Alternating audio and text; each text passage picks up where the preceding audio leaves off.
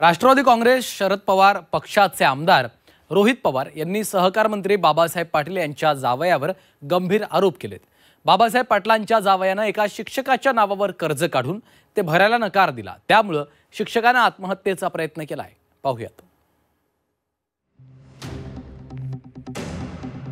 आपल्या वादग्रस्त वक्तव्यांमुळे राज्याचे सहकार मंत्री बाबासाहेब पाटील चर्चेमध्ये आले होते।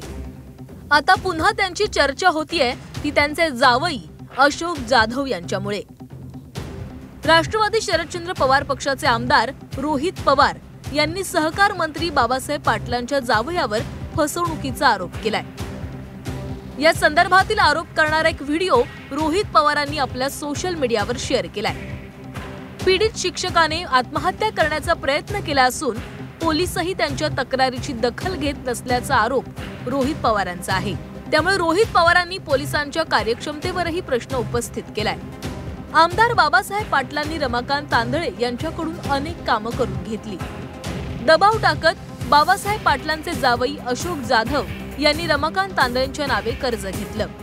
अशोक जाधवांकडून त्वरित कर्ज फेडण्याचं आश्वासन देण्यात आलं। रमाकांत तांदळे निवृत्त होऊन 5 वर्षे उलटूनही कर्जाचे हप्ते थकीत आहेत। अशोक जाधवांकडून रमाकांत तांदळेंना अनेकदा धमकी देण्यात आली। पैसे परत करण्याच्या नावाखाली खोटे चेक देऊन पुन्हा एकदा तांदळे कुटुंबाची फसवणूक करण्यात आली। 1000 फेऱ्या मारूनही पोलिसांकडून तक्रारीकडे दुर्लक्ष करण्यात येते। मदतीसाठी बाबासाहेब पाटलांनाही अनेकदा फोन केले। बाबासाहेब पाटलांकडून केवळ आश्वासनं दिली जातात, कुठलंच ठोस उत्तर मिळत नाही।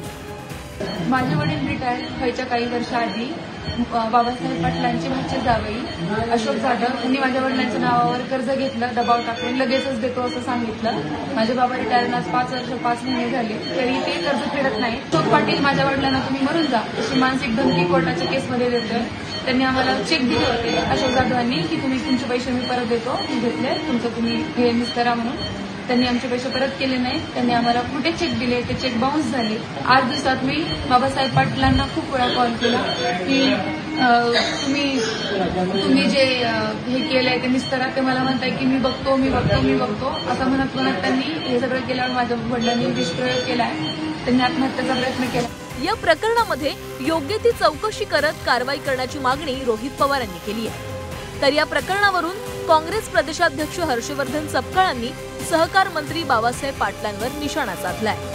त्यांच्या जवळच्या लोकांना, जावयांना आणि त्यांनाही बहुतेक लोकांच्या नावावर फसवणूक करण्याची लत लागलेली आहे आणि त्यांना तशा प्रकारचं व्यसन लागलं असावं, कारण गत काळामध्ये त्यांनी शेतकऱ्यांना कर्जमाफीचा कुठेतरी आता त्याचं सवय लागली असं त्यांचं वक्तव्य केलं होतं। ते वक्तव्य आज त्यांच्यावर परतू पाहत आहे आणि सत्तेतले जे लोक आहेत हे स्वतःच्या कुटुंबाचं कल्याण करण्याकरता काय काय कांड करतात हे येणाऱ्या काळात आपल्याला दिसून येईल। त्यातलाच हा एक प्रकार आहे। शेतकऱ्यांबाबतच्या वक्तव्यामुळे बाबासाहेब पाटलांवर बरीच टीका झाली। आता जावयावरील आरोपांमुळे बाबासाहेब पाटलांना पुन्हा एकदा टीकेचं धनी व्हावं लागतंय। या आरोपांवर आता बाबासाहेब पाटील काय प्रतिक्रिया देतात आणि पोलिसांकडून आता तरी कारवाईला वेग येतोय का हे पाहावं लागणार आहे। ब्युरो रिपोर्ट झी 24 तास।